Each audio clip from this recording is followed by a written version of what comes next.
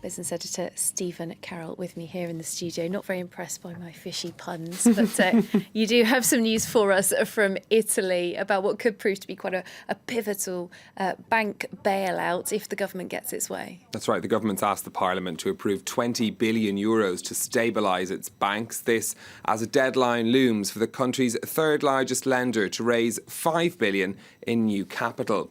Monte Paschi di Siena is struggling under €28 billion of bad debts. It failed the most recent stress tests by the European Central Bank and is struggling to raise fresh funding.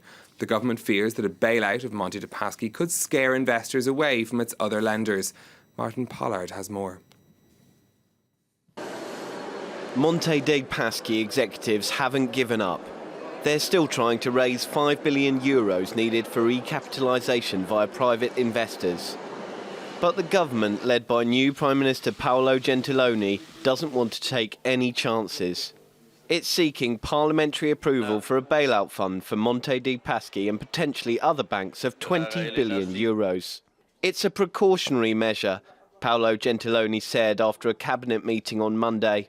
We believe it's our duty to take this measure to protect savings. I hope all the political movements in Parliament share this responsibility.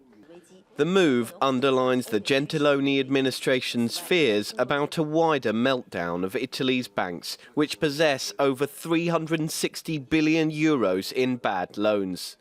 Some, like UniCredit, have taken action to try to get themselves out of trouble.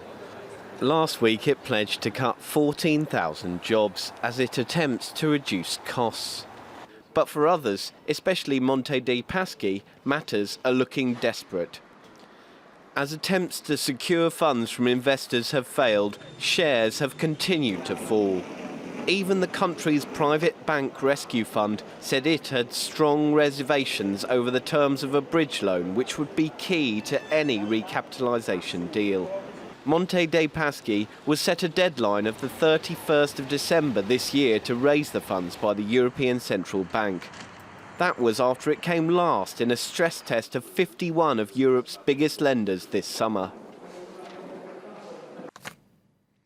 Some news now concerning one of the most well-known and powerful French women in the world, Christine Lagarde. She is going to stay on as the head of the International Monetary Fund, even though a French court actually found her guilty yesterday of negligence. The International Monetary Fund's board met after the verdict on Monday, and it says it continues to have full confidence in Christine Lagarde's ability to carry out her duties.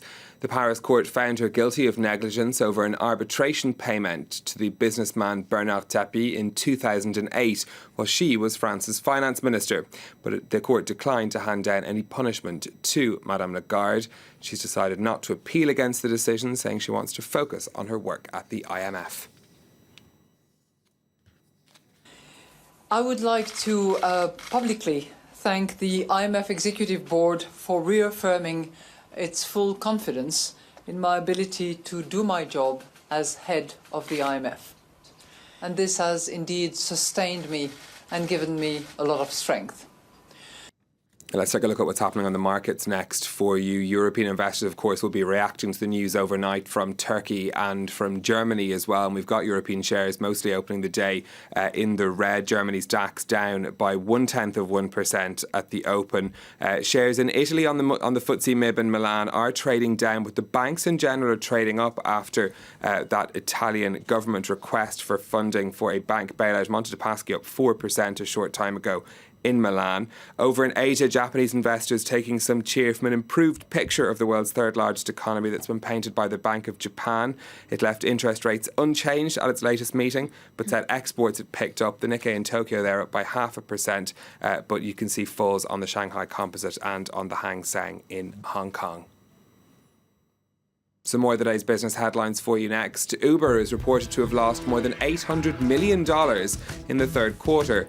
Now, as a private firm, Uber doesn't have to report its financial information publicly, but reports in various financial media say the company's earnings were hit by a price war with its main US rival Lyft, as well as spending on new initiatives. The figures show that Uber is still making heavy losses after pulling out of China. The number of tourists visiting Paris fell by 6% this year, but there were some signs of a recovery towards the end of 2016. New figures from the French Tourist Board show a drop of 65% in visitors from Russia and almost 50% in those coming from Japan. French visitors also came to the capital in fewer numbers, down 2% on 2015. And the Paris Transport Authority says making public transport free for 6 days during a recent pollution spike has cost it €23 million. With the same funds, it says it could have bought 50 electric buses, which would have an average life of 14 years without emitting any pollution. There's some food for thought for all of us. And speaking of food, we've got one final seasonal story from Stephen.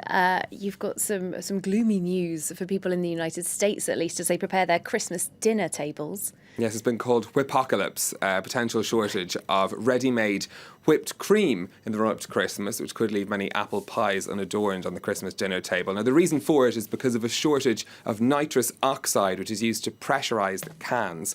Now, that follows an explosion back in August at an air gas factory in Florida. Now, the market for products like ready-made whipped cream are estimated to be worth $505 million a year in the United States. There are a lot of websites pointing out, though, you could just whip the cream yourself, as there is no shortage of cream itself. It's just a whipped version. I was just getting my grandma's voice in my head saying that exact same thing. Perhaps Grandma Catherine saying it as well. Thanks very much, Stephen Carroll, our business editor there with the whipped cream and business news for you.